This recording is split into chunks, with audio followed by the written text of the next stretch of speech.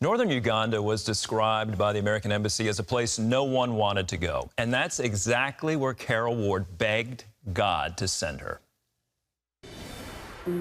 Carole Ward comes from a long line of missionaries. Her grandparents served in China for 30 years. Her parents served in the Philippines for 48 years. When she felt called to become a missionary herself, Carole asked God to send her where others would never go. He answered her prayer and sent her to northern Uganda during the horrendous reign of Joseph Kony, who killed and tortured thousands and displaced millions. In the book, Send Me Where No One Wants to Go, best-selling author Barbara Martin shares the amazing story of Carole Ward and how God used her to transform a war-torn country. Well, I'm sitting here with a lovely and gentle, sweet lady, but let me tell you something. Think of the bravest people you know and put Carole Ward in that class. Carole, thanks for being on the 700 Club. We're happy to have you here.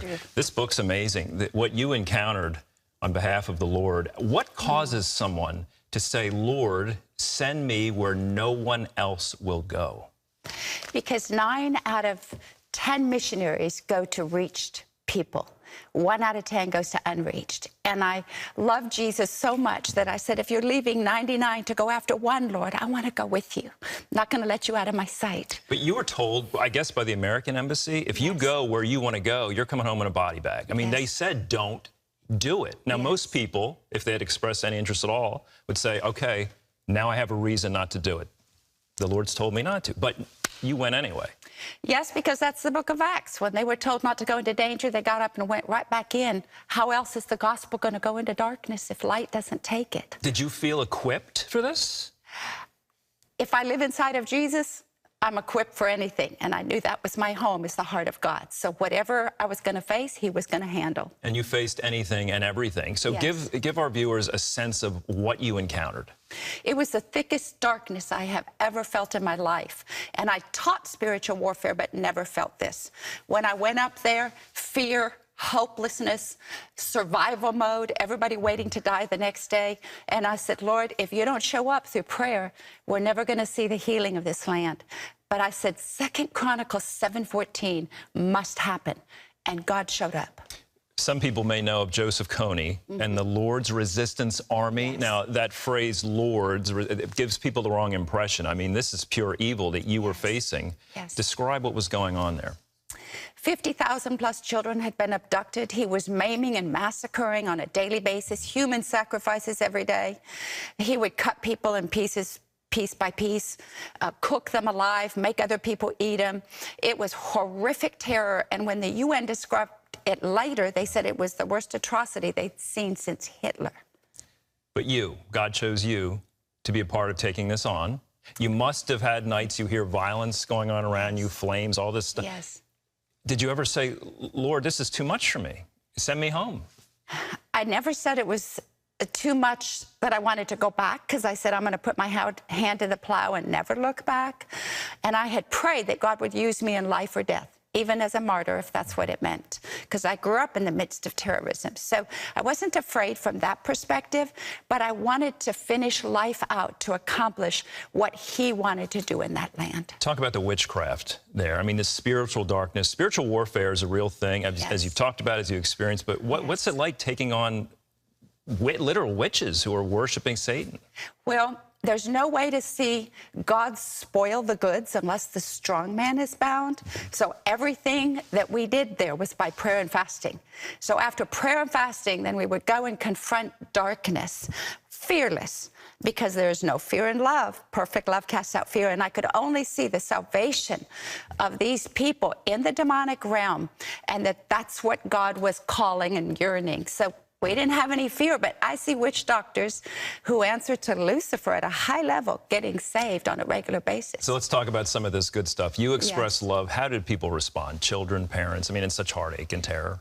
They're attracted to love. People are gravitated. It's magnetic because it's the heart of Jesus.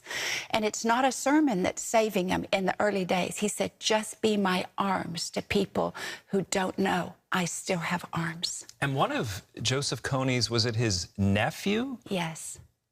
Came to you And tell us what happened. This is fascinating. Where he was grooming for child sacrifices. He was being groomed to be the next dictator. I didn't know that. There was a price on my head for 5 years. He would break into my home to kill me.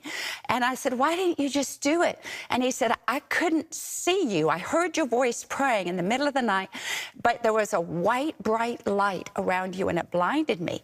And then I realized the truth of God's promises, because he said to me, Zechariah 2:5, when I stepped into that land, he said, I will be a wall of fire around about you, and the glory of God in the midst of you. And he was. You know the word. Yes.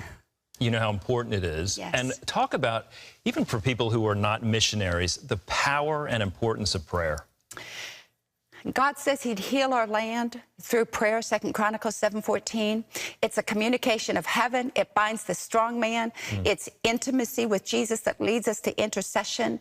It's the heartbeat of God, because he lives to make intercession for us. And so I say intimacy takes us to intercession. Intercession should be interception of the plan of attack of the enemy. And we watch God do a 2 Chronicles 7:14 movement and begin to heal the land as he stopped the war. Psalm 46 says he stops wars. And you experienced many men and women that were in witchcraft or in this Joseph Comey's army Yes. serve with you Yes. to love their neighbors and families. What was that like? Well, when they would confront Jesus, every one of them had a Damascus Road experience. And God turned a mercenary into a missionary by that kind of Jesus encounter. So when they joined our team, they knew the dark side. They knew evil and how Joseph Kony operated next to Lucifer, he said. And so they taught us how to do battle to confront that kind of darkness. And like prayers of faith, he said, if you don't pray in faith, they don't go past the ceiling. But when you pray in faith, it pierces heaven. Tell us about Favor International, this ministry. Favor was birthed during the war, and later I moved to South Sudan to continue taking the gospel in unreached people groups, raising indigenous leaders to go. And so our message is to make disciples amongst indigenous, to reach unreached people groups, war-torn people, headhunters, cannibals, so on and so forth. Today, we're in 8 nations in the 1040 window, and seeing 10,000 to 11,000 people a month come to Jesus with discipleship. How can people help you and the ministry? Pray and support the missionary team. I support 1,000 full-time indigenous missionaries, from radio to women empowerment to street kids coming in, trafficking issues. God is raising an army in these nations because they're starving for the gospel. So the greatest need is not the laborers. They're willing. The greatest need is the funding. What fruit from your prayer, Lord, send me where no one wants to go? That would be considered a dangerous prayer, so to speak, but look what God has done. Yes. He's done it not by might, not by power, by his spirit, and he's building his church in nations that are desperate for the gospel. Wow. Yes. Wow. The power of obedience. Carole's book is called Send Me Where No One Wants to Go, the Carole Ward story, and it is so compelling. And what she talks about, it's hard for me to describe the power in here. It's available where books are sold. And thank you so much for being with us and for the inspiration you are. Thank you very to us. much. We're humbled you're here.